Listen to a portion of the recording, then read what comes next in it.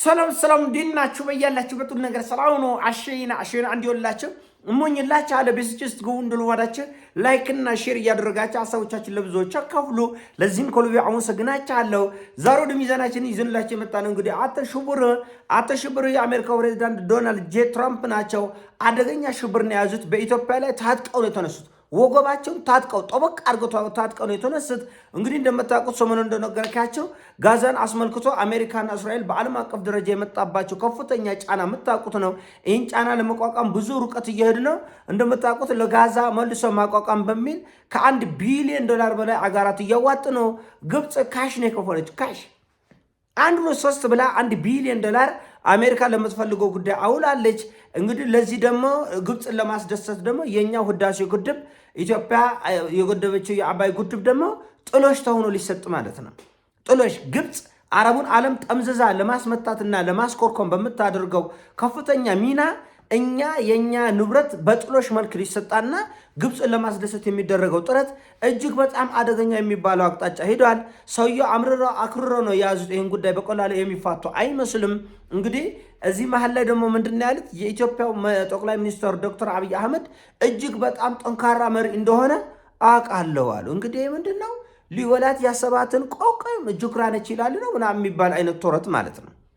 እንግዲህ ከተንኮሎቻቸው ጀርባ ከሴራዎቻቸው ጀርባ እንደምታስታውሱት አሜሪካና ራሽያ ደም መፋሰስ ውስጥ በቢሊዮን ዶላር አውጥተው አሜሪካኖቹ ከ400 ቢሊዮን በላይ ትራምፕ እንደተናገረው ነው ከ400 ቢሊዮን ዶላር በላይ አውጥተዋል በዩክሬን ውስጥ። ይህን ጦርነት እኔ በ24 ሰዓት ውስጥ አስቆማለሁ አሁን አርጋይ ብሎ ለአሜሪካ ህዝብ ምሎ ተገዝቶ ስልጣን ያዘ። እስቲ አስቆም ሲሉት ቤት በኩል ከዛ የራሽያን ፕሬዚዳንት ፑቲንን አላስካ ድረስ ጋበዘው ማለት ነው። ያ ሁሉ ሸብረ በምታውቁት ነው። ፑቲን የመሰለ ወርቅ ሰው የለም። ፑቲን ሰላም ወዳድ ነው። ፑቲን ምርጥ ሰው ነው። ይሄ ዜሌንስኪ ነው ደደብ።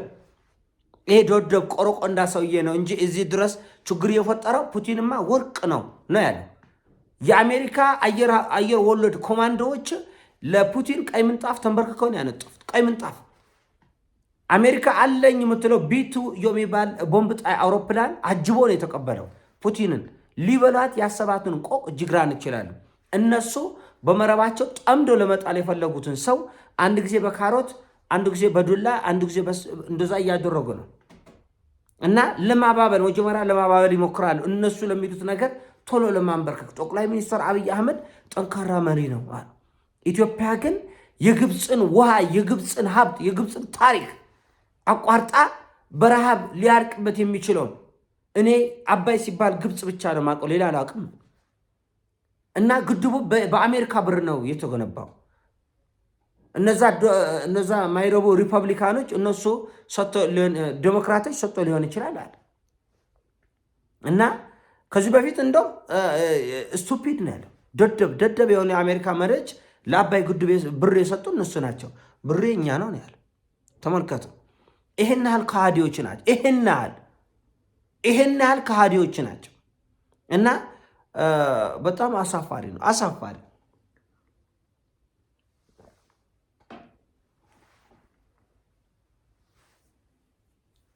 ለመሸምጠጥ 2 ጊዜ ማሰብ አይፈልጉም።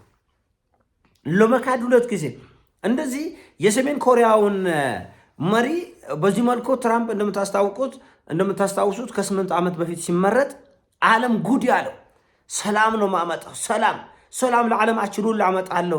ይሄ የማይታመን ተብሎ ራሱን እንደ ጀብደኛ ለማየት የሰሜን ኮሪያን መሪዎችን ሁሉ አናግሮ ነበር፣ አግኝቶ ነበር።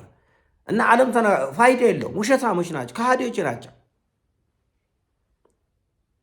ሰሜን ኮሪያኖቹ ግን ቆቅ ስለነበሩ ጂኒየስ ስለነበሩ እነሱ ለሰከንድ ሚሳኤሎቻቸውን ኒኩሌራቸውን ማብላላት፣ መጨመር፣ መኮመር፣ መስፈር አያቆምም። ማንንም አያምኑም። እነሱ እንደዛ ነው። ምርጥ እኮ ነው የሰሜን ኮሪያው ምርጥ ነው መሪው፣ የቻይና መሪ ሺ ጂንፒንግ ምርጥ ነው፣ የራሽያው ፑቲን ምርጥ ነው ይልሃል። ከዛ በኋላ ከተቻለ የሚያደርጉትን ያደርጋል ማለት ነው። በትልቁ በጥልቀት ይቆፈራል ጉድጓዱ።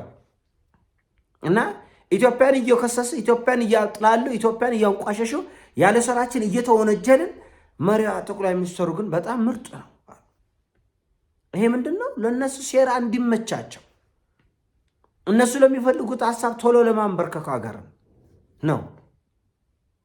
ግብጾች የልብ ልብ ተሰምቷቸው እኛ እንደውም ለደረሰብን በደል አለ ካሳ እንከፍላለን። ጮቴን ቀሙኝ ማለት ይሄ ምን ይባላል? ጮቴ ይሄ ምን ይባላል? ጮቴን ቀሙኝ። እኛ የአባይ ግድብ ስንገነብ ይሄን አይነት አህጉር አቀፍ ትልቅ ፕሮጀክት በዓለም ትልልቅ የገንዘብ ፈንድ በሚያደርጉ ተቋማት መረዳት የነበረበትን ይህን ግዙፍ ፕሮጀክት እንዳይረዳ አድርገው ብድር እንዳናገኝ፣ እርዳታ እንዳናገኝ፣ ስጦታ እንዳናገኝ ተከልክላ ስታበቃ ዛሬ የአሜሪካ አንጡር ገንዘብ ነው አባይ ግድብ አለ። ለምን?